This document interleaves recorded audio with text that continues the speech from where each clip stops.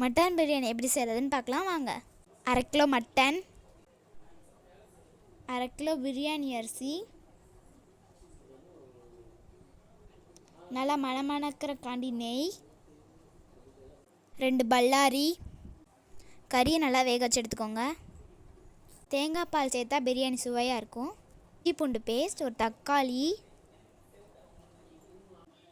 புதினா மல்லிச்செடி,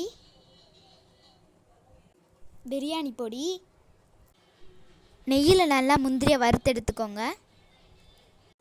சுவையான biryani ready.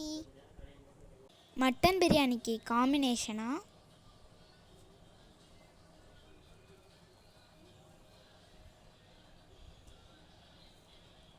Mutton குழம்பு,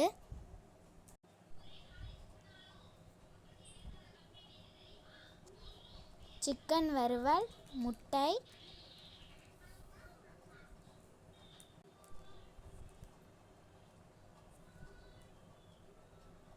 தயிர், வெங்காயம். பிடிச்சிருந்தா லைக் பண்ணுங்கள், சப்ஸ்கிரைப் பண்ணுங்கள்.